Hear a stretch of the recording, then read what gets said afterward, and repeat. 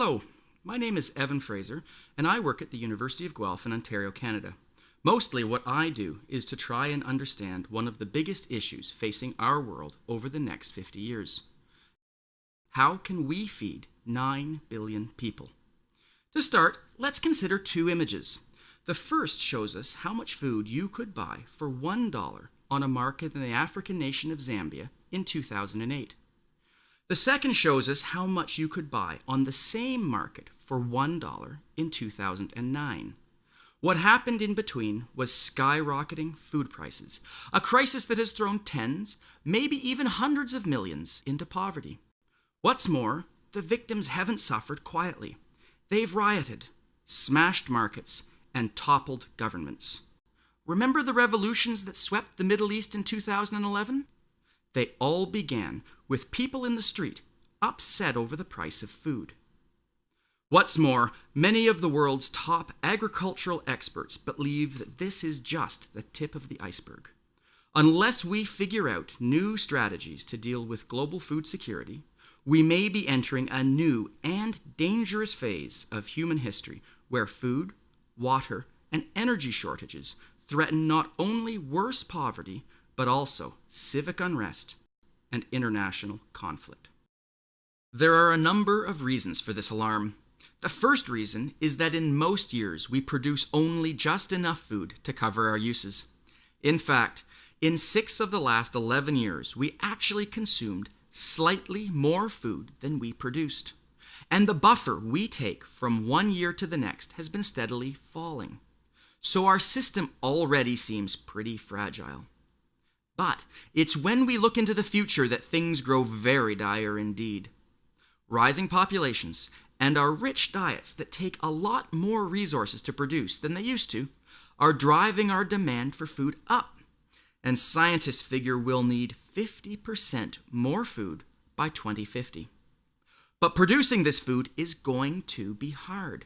This is because the rising demand is coming precisely at the same time as high energy prices and climate change are making food harder and more expensive to produce. But hidden in these grim statistics is a 4-part blueprint we need to follow. But since each of these strategies is extremely controversial, each requires careful analysis. The first strategy includes science and technology. Today, a major scientific hurdle is to develop technologies that will help farmers reach their potential in terms of the amount of food they produce. Some scientists figure we could easily boost production by 50% just by deploying currently available technologies. This is especially important in regions like sub-Saharan Africa, where many farmers only produce about 20% of what they could due to a lack of good quality seeds, fertilizer, and better equipment. But it's not as if we can take the seeds and equipment that seem to work on North American farms and simply give them away to African farmers. This doesn't work because African soils, cultures, and communities are totally different than in North America or Europe. So scientists must partner with farmers to develop locally appropriate solutions to local challenges. Just using science and technology won't be enough, however. And this is where the second strategy comes in. We must do a better job at distributing the food we've got. To develop this strategy, we need to consider an uncomfortable truth about today's food system. If you take all the food on the planet and divide it equally by all the people on the planet, there is plenty. About 2,700 calories per person per day and 75 grams of protein per person per day. That's more than enough. But because we feed a lot of our food to animals, or turn corn into ethanol, or simply waste vast amounts, maybe 20 to 50% of the world's food is wasted, or because the people who need the food are too poor to afford it, hunger abounds. So we need to establish ways of making sure that less food is wasted and the food we do have is better distributed. One way of doing this is through ensuring that international aid organizations have better access to food stores that can be used as short-term food aid in times of crisis. Third, if we want to avoid a hungry future, we need to make sure we keep a healthy population of farms and farmers around our cities.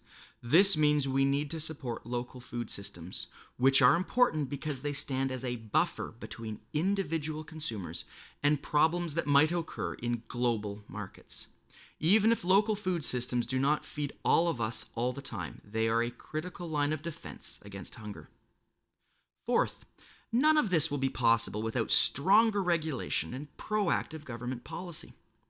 I was confronted with the need for better regulation while on a recent tour of a feedlot that was licensed to hold 100,000 cows. There I saw a 410,000-ton pile of manure. That's the weight of about 35,000 elephants. It was a sad reminder of the need for governments to get serious about promoting more sustainable farming. Of course, each of these four strategies has its drawbacks. Critics of technology and markets argue that new technologies inevitably seem to enrich corporations more than helping humanity or the environment. Anti-regulation voices argue that all governments ever do is tie farmers in red tape and stifle innovation. Arguments for more equitable food redistribution causes some to mutter about the effects of Big Brother, forcing us all to eat a uniform diet. But most daunting, perhaps, is the argument that with a world population poised to reach 9 billion by mid-century, there will never be a way for modern communities to feed themselves by means of local, small farms. Our cities are simply too big, our demands too great to be able to feed ourselves without relying on extremely intensive farms. But luckily, this isn't a lost cause. Take Southern Africa in 1992. That year it suffered the worst drought in 100 years. Harvest shrank by a half, food stockpiles disappeared, and 17 to 20 million people almost starved. Yet apart from in war-torn Mozambique, there was no real crisis, and the story of how Southern Africa overcame the drought is a modern parable for how to feed 9 billion humans. It was the famine that wasn't. And the reasons for this are that Africans adopted the four strategies proposed here. First, before the emergency, local plant breeding programs introduced drought-resistant varieties of the crops that small-scale farmers traditionally cultivate. This meant that people had some food to fall back on when their main crops failed. Also, famine early warning systems used up-to-date data and weather forecasts to alert officials to the problems months in advance. Meanwhile, international donors adopted proactive policies like forgiving loans. They also contributed to food storage centers close to vulnerable communities, and so food prices stayed level. As such, local production systems on which poorer communities depend bounced back quickly. The key lesson from Southern Africa in 1992 is that while all these criticisms have their points, they aren't universally applicable, and not across the entire complex landscape of the 21st century food system. To effectively tackle the challenges of feeding the future, the most sensible approach is to imagine these four types of solutions as components of a well-balanced investment portfolio. One that's resilient enough to weather economic storms, is still able to provide strong year-over-year returns, and is secure against fraud and theft. Think of new agricultural technologies as similar to high-octane IT stocks. They're an important part of a profitable investment strategy. But an over-reliance on them could cost you your shirt if the market turns against you.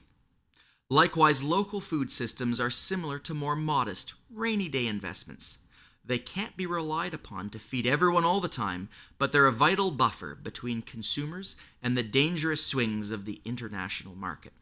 And of course, every sound portfolio includes a cash reserve in case of emergencies, hence the need for more mechanisms to store and distribute food in times of crisis. Lastly, one of the lessons of the present economic crisis is that left unregulated, financial institutions behave badly. In the same way, we need a robust legal framework to restrain agriculture from destroying the environment. The 1992 Southern African drought passed without excessive hardship, and the agricultural cycle trundled onwards. Historically, it always has. One of the few Old Testament stories to have a happy ending was the tale of Joseph and the Pharaoh's dream. The story recounts how the pharaoh dreamt that 7 fat cows emerged from the Nile, followed by 7 thin cows who followed them and gobbled the fat ones up. The pharaoh ended up listening to Joseph, a prisoner in his dungeons, for the correct interpretation.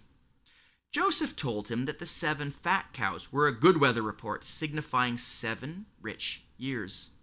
They would be followed by 7 dry years of no rainfall whatsoever. To save Egypt from the famine, Joseph advised the pharaoh to tax his farms, store the grain in silos, and prepare for the rough times ahead.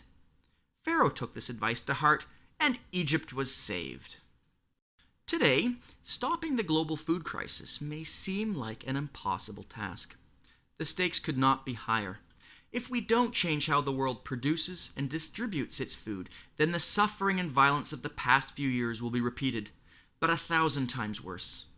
But luckily today, we have climate and demographic modeling software that are far more reliable than waiting for God to send a dream to a monarch. These models are quite clear. The years 2050 to 2080 are probably not going to be as productive as the ones between 1950 and 1980. But this doesn't necessarily mean disaster. We can avoid this nightmare and replace it with a vision of a world where no one needs to starve. We have the solutions. All we need now is the will to act on them. What can you do to help? First, go to our website. There's more information about each of the 4 strategies and things you can do to make a difference locally and internationally. We'll release an in-depth video and associated campaign for each of the 4 strategies over the next year, but we need to know which you're most interested in. So go to www.feeding9billion.com and vote on your favorite topic. Then share this on Twitter and Facebook. Send it to your friends, your colleagues, your neighbors, your families, and get them to do the same. Our funding will flow if we have enough demand and votes to make the next video. Until then, thanks for watching, and good luck.